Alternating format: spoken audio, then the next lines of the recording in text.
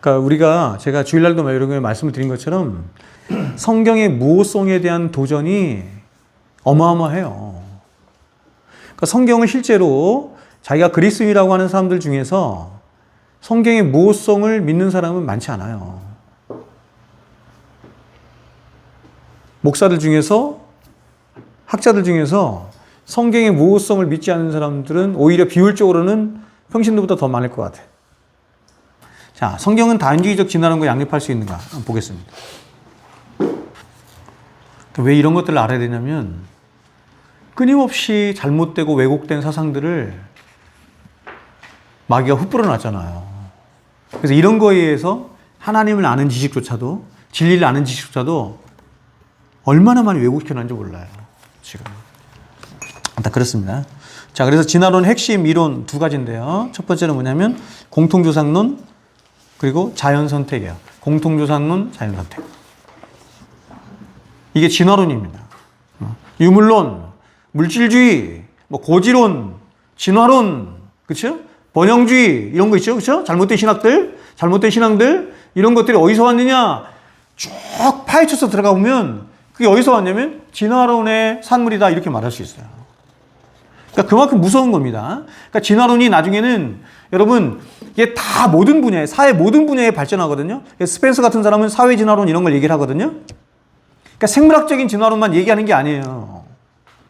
유물론, 그러니까 온 세상은 다 뭐다? 우주는 그냥 물질이다 이래서요. 물질. 본질이 물질이다 이런, 간단하죠. 그래서 이들에게는 죄의 개념도 없고, 죄의 개념이 왜 없어요, 여러분? 윤리도덕적인 개념이 어디 있어요, 물질에. 그렇죠? 그러니까 죄의 개념도 없고, 윤리도덕적인 개념도 없고, 영적인 개념도 없고, 신의 개념도 없고, 하나님도 없고, 없는 거예요. 그냥 없는 거예요. 무신론이야, 무신론. 그리고 오로지 이상이 전부이기 때문에 이상의 힘을 추구하고 이상 꼭대기까지, 고지론이죠. 꼭대기까지 올라와서 그냥 세상에서 잘 먹고 잘 살고, 이 물질로 된 육신 잘 만족시키다 가면 돼. 이렇게 해서 이렇게 하는 거예요. 그러니까 이 사람들이 가장 나쁜 게 뭐냐면 인간성 자체를 말살시킨 거예요. 진화론의 이 양대 기둥이 뭐냐면 하나는 뭐냐면 오랜 시간이고 또 하나는 뭐예요? 우연이라는 겁니다. 우연.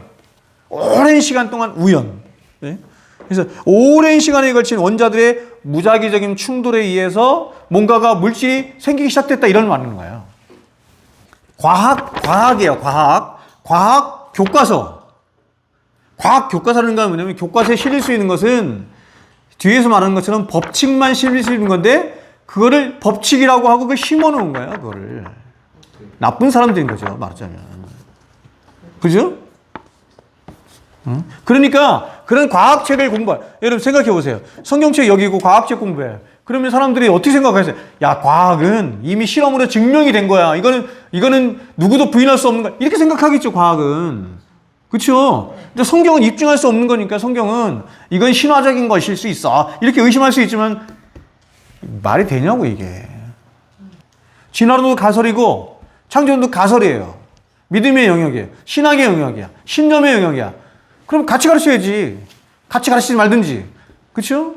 교과서에 실리지 말든지. 이 지구상에 존재하는 수백만 정도 넘는 수많은 생물들은 처음부터 각기 종류대로 창조된 게 아니라. 그렇죠? 창세기 1장에 보면 계속 각기 종류대로. 그렇죠? 이게 아니라 하나의 공통된 조상으로부터 공통조상론, 진화론의 가장 중요한 원리 중에 하나가 뭐냐면 공통조상론이거든요. 공통된 조상으로부터 수십억 년이라는 오랜 시간에 걸쳐서 서서히 진화되어 오늘날의 인간에게까지 이른 것이다 라고 말할. 그러므로 앞으로 인간 다음에 또 다른 인간 다음에 어떤 존재가 생길지 모르는 거죠. 진화론은 물질에 의해서 발전을 해요. 사회가 발전하는데 그 마지막 최종적인 사회가 어떤 사회예요? 공산주의 사회다 이렇게 말했잖아요. 원시 생명체가 있었다는 거예요. 그렇죠? 원시 생명체가 거기서부터 진화해 왔다 이렇게 말합니다. 그 방법이 어떤 선택이다? 자연 선택이다. 자연은 자연스럽게 그렇죠? 힘센 놈만 남긴다 이런 거예요. 힘센 놈만 남긴다. 우리도 품종 개량을 하잖아요. 그렇죠? 인위적인 품종 개량을 하죠. 근데 누구예요? 다윈은 뭘 얘기하냐면 품종 개량 할 필요 없어. 그냥 자연 스스로가 품종 개량을 해. 이렇게 말하는 거예요. 그렇게 진화를 해왔다는 거예요. 그렇게 계속 진화를 해왔다는 거예요. 그러나 이에 반해서 창조론은 어떠냐면 창조론 인간에 대한 이상이 어디서 찾아볼 수 없는 가장 바른 이해. 여러분 세상에 인간의 블루오션, 그렇죠? 인간이 어떤 존재인가, 얼마나 존경한 존재인가 하는 인간에 대한 수많은 블루오션들을 얘기하지만 성경만큼 인간에 대한 바른 이해가 어디 있어요? 성경만큼 인간을 가장 존귀한 존재로 높이는 그게 어디 있어요? 인간을 가장 존귀한 존재로 만든 바로 인간이란 하나님의 형상이 입혀진 가장 존귀한 자임을 말하는 이론이 바로 창조론이다. 때로 일부 그리스도인들은 창조와 진화를 함께 결합해 보려는 유신론적인 진화론 같은 시도들을 해보려 하지만 그러나 이러한 시도들은 성경과 모순될 뿐만 아니라 앞서 말한 것처럼 인간에 대한 가장 바른 이해를 갖는 데 실패하도록 할 뿐이다. 하나님이 창조하셨는데 창조 안에서 진화가 일어났다 이렇게 말하는 거예요. 근데 이제 그게 어떻게 되냐면 진화를 유도하셨다까지 돼요. 굉장히 일리가 있죠. 이게 왜 사람들한테 인기를 얻는 줄 아세요? 왜냐하면 워낙에 이 세상에 진화론을 가르쳐 있잖아요. 근데 나는 하나님을 섬기는 사람이야. 근데 이게 충돌되지 않고 두 가지를 믹스해가지고 적절하게 배합하는 거예요. 엄청 그럴듯하잖아요. 그죠? 유신 진화론을 지지했던 제가 2명의 사람을 얘기했어요. 지금. 이름이 낯익죠? C.S. 루이스. 또 하나는 팀 켈러. 여러분 그럼 유신 진화론을 믿으면 구원 못 받아요? 아니에요. 아닙니다. 진화에 대한 성경의 입장입니다. 진화에 대한 성경의 입장. 성경은 하나님이 6일 동안 온 우주 만물을 창조하셨다고 말씀해요. 창세기 1장은 식물과 동물과 인간은 하나님의 초자연적인 행위로서 존재하게 되었음을 말씀해요. 진화한 게 아니라 초자연적으로 창조하셨다. 무에서 유를 창조하셨다. 하나님이 원래는 인간과 동물들이 먹을 것으로 식물을 주셨음을 말씀하죠. 적자 생존의 원리는 언제? 인간이 타락한 이후에 발생하게 된 거예요. 그러니까 하나님이 처음 창조했을 때 진화론이라는 거 자체가 성립이 안 되는 거죠. 완전히. 그러니까 진화론자들은 사람은 어디에서 났어요? 원숭이에서 난 거죠. 진화한 거잖아요. 근데 성경은 그렇게 말하지 않고 너는 무에서 났다. 흙에서 난 존재다. 이렇게 말한다. 인간의 본질이 뭐예요? 원숭이가 아니라 흙이다. 이렇게 말합니다. 사람은 모와 뭐로 만들어진 거냐면 흙과 은혜가 뭉쳐진 게 사람이에요. 여러분, 신앙은 믿음의 영역이잖아요. 그렇죠? 그래서 믿음을 제거하고 사람이 판단할 수 있는 것은 이성이잖아요. 감각, 이성 이런 거잖아요. 이런 걸 판단하는 거잖아요. 그래서 이러한 영역에서 생각할 때는 이건 그냥 가설이에요. 신앙은 가설. 안 그래요? 여러분, 오감으로 하나님 본 적 있어요? 그래서 칸트가 얘기한 거예요. 그래서 칸트가 그걸 완전히 분리시켜버린 거예요. 그러니까 이성만 있고 오감만 있는 사람들에게 신앙을 얘기하는 것은 뭐예요? 그들이 감지할 수 없는 건데 얘기를 해. 얘기를 한다는 건 법칙으로 말할 수 없는 게 아니라 그냥 가설인 거예요. 이렇게 사람들이 배워와가지고 어떤 문제가 생기냐면 과학하고 종교를, 과학하고 신앙을 완전히 분리시키는 거예요. 그러니까 성경에서 자꾸 과학적인 근거들을 찾으려고 애쓰는 거예요. 성경이 마치 과학을 말하기 위해서 창조론을 이야기하든 뭘 얘기하든 그런 걸 이야기하기 위해서 쓴 것처럼 성경을 그런 과학 교과서로 생각하고 그렇게 이용하려고 하는 거야. 그러니까 이런 과학적인 것들을 우리에게 가르치고 우리에게 뭔가 그런 정보들을 제공해 주기 위해서 성경을 주신 게 아니다 이런 뜻이에요. 그러나 두 번째 오류가 있어요. 다시 말하면 성경은 과학적인 해답을 전혀 줄 수 없다 이렇게 말하는 거예요. 그래서 사람들이 어떻게 생각하냐면 과학과 신앙은 완전히 분리된 거야. 이런 거예요. 자연법은 뭐냐면 하나님이 우리 안에 사람 안에 심어주신 하나님의 법이에요. 하나님의 법. 자연법은 그게 양심하고 다른 거예요. 양심은 뭐냐면 하나님이 주신 양심은 하나님이 새겨주신 자연법을 알게 하는 통로가 되는 거예요. 양심이 작용하는 거야. 법을 알게 하는 거예요. 양심이 작동을 해. 그러면 이렇게 된 거야. 아, 도둑질하는 건 나쁜 거네. 그렇죠? 도둑질하는 건 나쁜 거네. 이걸 누가 일깨웠어요? 양심이 일깨웠어. 그럼 도둑질하는 거네 나쁜 거는 뭐예요? 자연법이에요. 도둑질하는 건 나쁜 것이라고 하는 자연법을 일깨워준 건 뭐냐면 양심이 일깨워준 거예요. 자연법이라고 하는 것은 윤리 도덕을 말하는 거예요. 구약의 율법이 있죠. 구약의 율법. 법이잖아요. 그렇죠? 그럼 법은 다 뭐하고 관련된 거예요? 윤리 도덕과 관련된 거지. 구약의 율법이 윤리 도덕과 관련됐죠. 거기에 어디 무슨 뭐 운동을 열심히 하면 뭐가 된다. 아니면 무슨 뭐 집은 이렇게 지어라. 이런 거 없잖아요. 하나도. 율법은 다 뭐와 연관된 거예요? 윤리 도덕과 연관된 거예요. 그러니까 모든 율법은 윤리 도덕을 향해 있는 거예요. 너 이렇게 살아야 돼. 저렇게 살아야 돼. 하나님 말씀하셨죠. 내가 거룩하니 너희도 거룩할지어다. 내가 거룩한 그 윤리잖아요. 하나님이 그런 윤리 도덕을 갖고 계시는 거예요. 그렇게 살아라는 거죠. 그래서 주신 게 뭐예요? 십계명. 그걸 확대한 게 뭐예요? 613개 계명. 왜 하나님이 윤리 도덕을 주셔서 자연법을 주셨어요? 사람이 윤리 도덕적인 존재이기 때문이에요. 그래서 윤리 도덕적인 존재에게 뭐가 물어져요? 책임이 묻는 거예요. 그래서 윤리 도덕적인 문제, 율법의 문제에 실패했기 때문에 인간이 아담이 어떻게 됐다? 어떻게 형벌을 받는 거잖아요. 지옥의 형벌을. 만약에 윤리 도덕적인 존재가 아니었다고 한다면 그가 율법과 무슨 상관이에요? 여러분, 사람이 천국 가고 지옥 가는 것은 왜 그래요, 여러분? 하나님의 법에 위반됐기 때문이에요. 윤리 도덕에 위반됐기 때문에. 세상에 누가 있어요, 여러분? 윤리 도덕적인 존재는? 사탄하고 인간하고 또 천사, 또 하나님. 그러니까 윤리 도덕적인 존재는 인격을 가진 존재가 윤리 도덕적인 존재인 거예요. 그래서 하나님이 인간을 포기하지 못한 가장 큰 이유 중에 하나도 여기 있는 거예요. 인간이 윤리 도덕적인 존재. 근데 이 윤리 도덕이 얼마나 중요하냐면 온 천지 만물이 자신의 가진 존재적인 영광으로 하나님을 예배하고 찬양하고 하는 것보다 하나님을 닮은, 하나님과 똑같은 인격을 가진 우리가 그런 인격을 스스로 굽혀서 하나님을 알고 하나님을 깨닫고 하나님을 사랑해서 하나님께 영광 돌리는 것을 하나님은 최고로 기뻐하시는 거예요. 그래서 여러분, 저와 여러분이 하나님을 아는 게 얼마나 중요하냐면 그 하나님을 아는 충만한 지식으로 정말로 우리의 전인격을 다해서, 인격을 다해서 하나님을 향해서 하나님, 정말 하나님은 이런 분이십니다. 하나님은 너무너무 위대하시고 착하시고 귀하시고 그렇게 고백할 뿐만 아니라 입으로 고백하고 입술로 고백하고, 그렇죠? 우리의 인격을 다해서 그분을 찬양하고 경배할 때 하나님이 최고로 기뻐하시는 거예요. 최고로 영광 받으시는 거예요. 예? 코끼리 수억 마리가 와서 그냥 춤을 추고 그냥 코를 갖고 별짓을 다 해도 한 사람이 하나님 앞에 인격을 다해서 예배하는 거하고는 비교가 안 되는 거예요.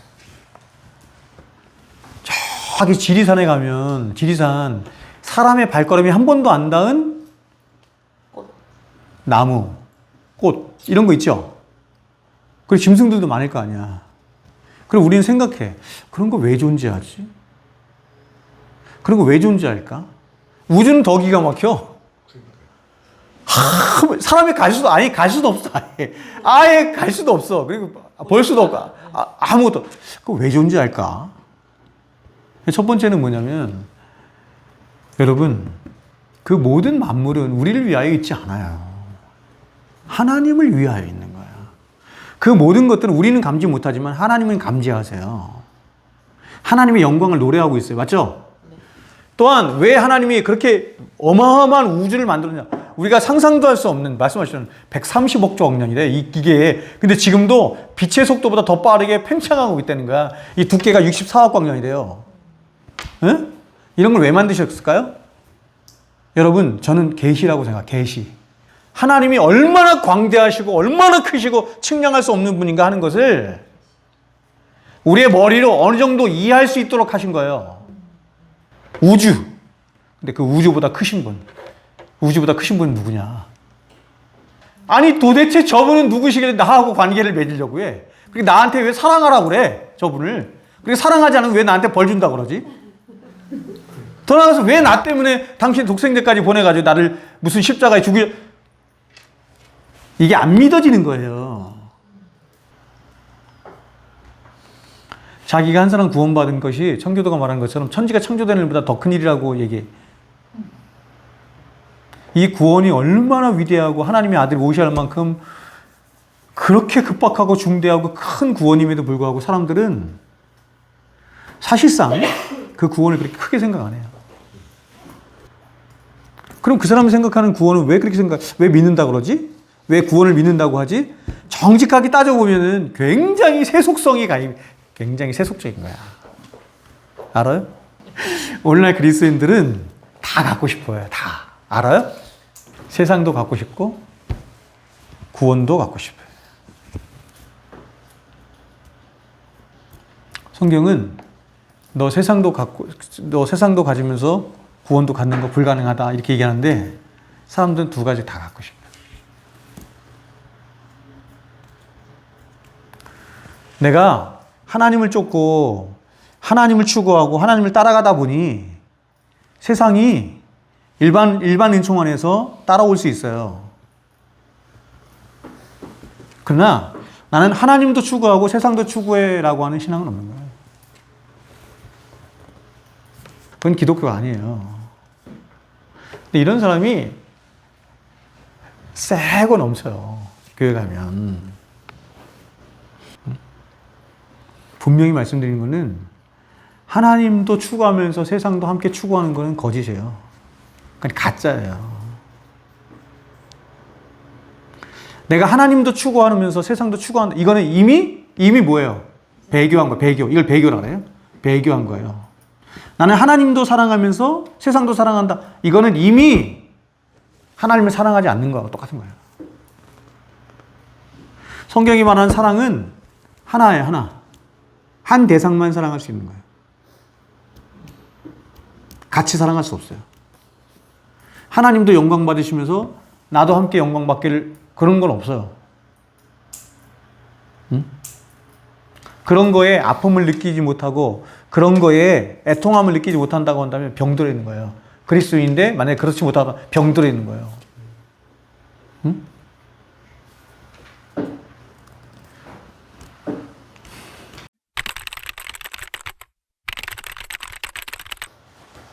가설과 법칙은 달라요.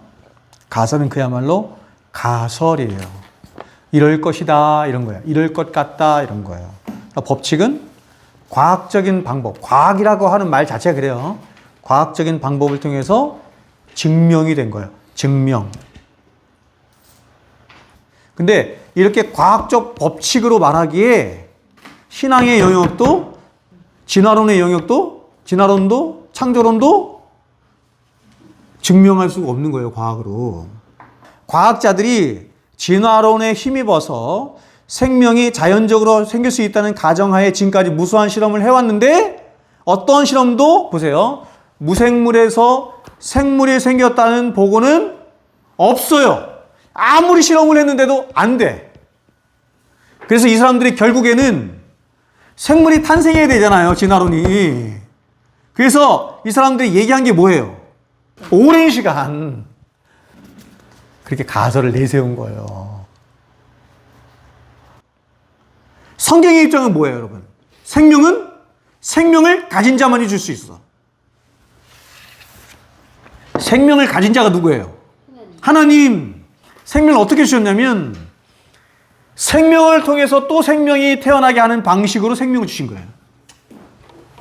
하나님이 생명을 주어서 그 생명으로 말미암아 그 생명이 또 다른 생명을 있게 하는 그런 방식을 하나님이 주심으로 생물이 번성하도록 하셨다 이런 뜻이에요.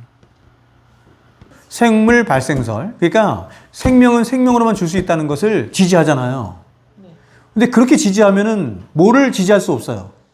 진화론을 지지할 수가 없잖아. 진화론은 안 되니까. 근데 그 사람들 진화론 지지하잖아요. 그러니까 모순이라고 얘기를 하는 거야, 지금. 뭐 회의주의자는 건 뭐냐면, 모르겠는 거야, 내가. 이게 진리를. 그래서 그냥 유보하는 거야. 놔두는 거야. 근데 무신론은 뭐냐면, 하나님이 계시다는 증거가 너무 많아. 수없이 있음에도 불구하고, 그리고 그것을 자신의 이성이 자각해.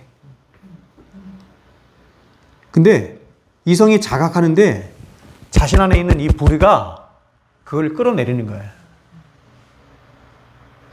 나 그거 안 믿어.